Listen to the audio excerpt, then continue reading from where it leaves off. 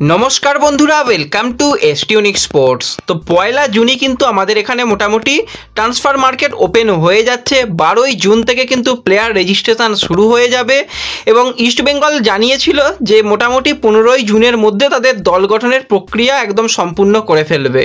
তো সেইভাবেই কিন্তু ইস্টবেঙ্গল এবার গোল্ডেন বুট জয়ী প্লেয়ারদের আমরা একসাথে খেলতে দেখতে পাবো।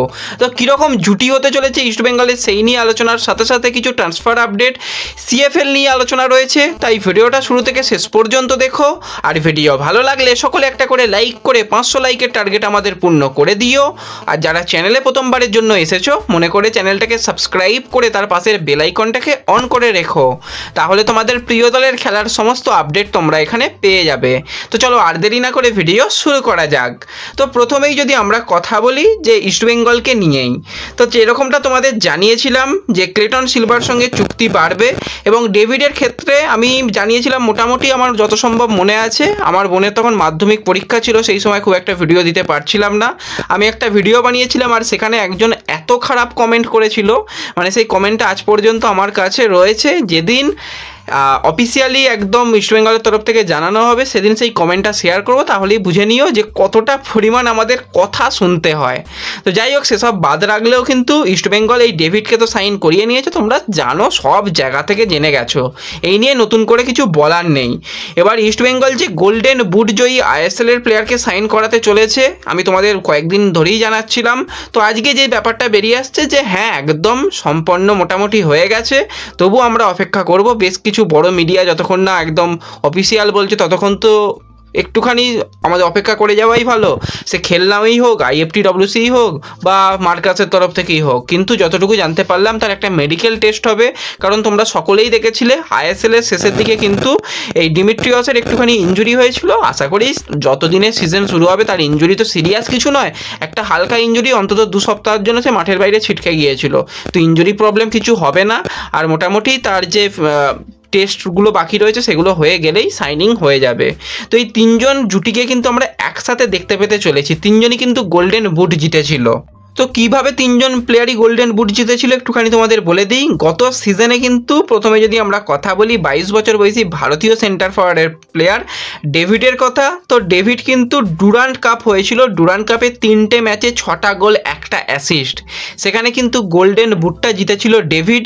এছাড়া সিএফএলেও সর্বোচ্চ গোলদাতা ছিল ডেভিড, সেখানেও গোল্ডেন বুট ধরে নিতে পারো। কিন্তু আমরা ডুরান্ট কাপটাকেই ধরছি, যেহেতু আমাদের ভারতে এই 3টে টুর্নামেন্টকেই একদম টপ টুর্নামেন্ট ধরা হয়। তো ডেভিড কিন্তু ডুরান্ট কাপে গোল্ডেন বুট জিতেছিল। এবার যদি আমরা ইস্টবেঙ্গলের ক্যাপ্টেন ক্লেটন সিলভাকে নিয়ে কথা বলি, তো সুপার কাপে কিন্তু ক্লেটন সিলভাও গোল্ডেন বুট জিতেছিল, সর্বোচ্চ গোলদাতা ছিল। 5টা ম্যাচ খেলেছিল, 5টা ম্যাচে 5টা গোল 1টা অ্যাসিস্ট ছিল ক্লেটন সিলভার, সেও কিন্তু গোল্ডেন বুট জয়ী প্লেয়ার।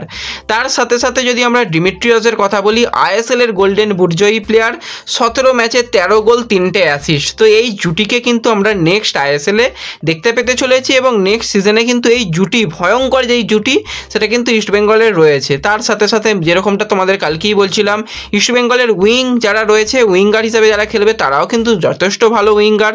সায়ন যদি একদিকে খেলে, অপরদিকে বিষ্ণু, একদিকে যদি আমন খেলে, অপরদিকে কিন্তু ভালো ভালো প্লেয়ার রয়েছে রিজার্ভ টিমে। তারপরে যদি আমরা সিনিয়র টিমে তাকাই তো মহেশ নন্দ জুটি, এতগুলো জুটি কিন্তু রয়েছে। তো খুব ভালো কিন্তু ইস্টবেঙ্গল যে দল গঠন করছে বোঝাই যাচ্ছে, এবং যেরকমটা ইস্টবেঙ্গলের শীর্ষকর্তারা জানিয়েছিল 15ই জুনের মধ্যে দল গঠন প্রক্রিয়া মিটে যাবে। এবার তোমাদের অনেকের প্রশ্ন ইস্টবেঙ্গলের ডিফেন্ডারদের নিয়ে কি খবর। দেখো, খবর তো রয়েছে, আমি এখনই সব কিছু বলে দেব না, আর 2-1টা দিন অপেক্ষা করো। আশা করি রাতের দিকে আজকে যদি খবরটা ঠিকঠাক জায়গায় এগোয় তাহলে রাতের দিকে একটা ভালো আপডেট তোমাদের সঙ্গে শেয়ার করব। তো তার জন্য একটু অপেক্ষা করো, আমি বারবারই বলি একটু অপেক্ষা করলে সমস্ত কিছুই ঠিকঠাক দিকে এগোবে। তো অপেক্ষা তোমরা অনেকেই করেছো, আর একটু অপেক্ষা করো, তাহলে কিন্তু ইস্টবেঙ্গলে যেটা ডিফেন্স নিয়ে সমস্যার অনেকটাই কিন্তু সমাধান ইস্টবেঙ্গল করে নিতে চলেছে।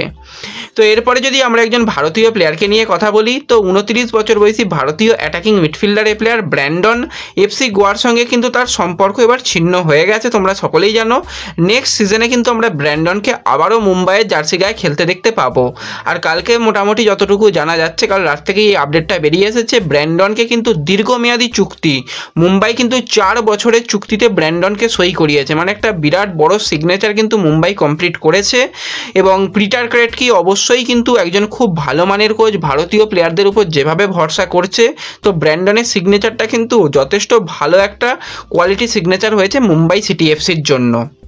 এবার যদি আমরা একটুখানি সিএফএল নিয়ে কথা বলি, তো সিএফএলেও কিন্তু দলগুলো তাদের মোটামুটি সাইনিং কমপ্লিট অনেক করে ফেলেছে। তার মধ্যে যারা মোটামুটি সবার পরিচিত প্লেয়ার, সেরকমই বেশ কিছু প্লেয়ারের খবর আজকেও রয়েছে। তার মধ্যে প্রথম যে প্লেয়ারের কথা বলবো, 39 বছর বয়সী ভারতীয় রাইট ব্যাকের প্লেয়ার কিংসুক দেবনাথ, যাকে কিন্তু আমরা আইএসএলের মঞ্চে দেখেছি দীর্ঘদিনই। এটিকেতে খেলেছে, মুম্বাই সিটি এফসিতে খেলেছে, মোহনবাগানেও খেলার তার অভিজ্ঞতা রয়েছে, ইস্টবেঙ্গলেও খেলেছে। তো এই কিংসুক দেবনাথকে কিন্তু আমরা নেক্সট বছর মানে নেক্সট সিজন যেটা শুরু হতে চলেছে সেই সিজনে রেনবোর হয়ে খেলতে দেখতে পাবো। এছাড়া কিন্তু আরও একজন প্লেয়ারের কথা বলতেই হয়, সেই প্লেয়ারও কিন্তু এর আগে খুবই ভালো গোলকিপিং করতো, বর্তমানে কীরকম ফর্মে রয়েছে তো জানা নেই। তো প্রিয়াঙ্ক সিং, তো তাকেও কিন্তু আমরা দেখতে পেতে চলেছি ভবানীপুরের হয়ে। ভবানীপুর কিন্তু এই প্লেয়ারকে সাইন করিয়ে নিয়েছে। আরও বেশ কিছু বড় বড় নাম কিন্তু পরবর্তী সময়ে তোমরা শুনতে পারবে, সেই প্লেয়ারদেরও কিন্তু সাইনিংয়ের খবর বেরিয়ে আসবে। তো যেরকমটা যা আপডেট আসবে সিএফএল নিয়ে তোমাদের অবশ্যই জানিয়ে দেব।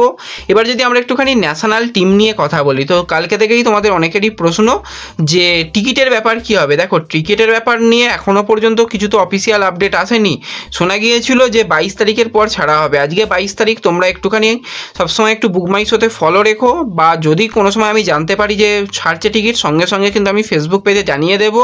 তাই অবশ্যই কিন্তু ডেসক্রিপশন বক্সের লিঙ্ক থেকে ফেসবুক পেজটাকে ফলো রেখো, তাহলে কিন্তু সমস্ত সেখানে আপডেট, লেটেস্ট আপডেট পেয়ে যাবে, যেরকমটা দিয়ে থাকি। তোমরা জানো রীতিমতন যারা জয়েন রয়েছো, আর যারা এখনও জয়েন হওনি অবশ্যই কিন্তু ফেসবুকে গিয়ে SD unique sports channel search করেও তোমরা জয়েন হতে পারো, সেখানে সমস্ত আপডেট পেয়ে যাবে। এছাড়া তোমাদের যে কোনো বিষয়ে জানার থাকলে, যে কোনো প্রশ্ন থাকলে সরাসরি তোমরা ফেসবুক পেজ থেকে কিন্তু জানতে পারো, কোনো রকম অসুবিধা নেই।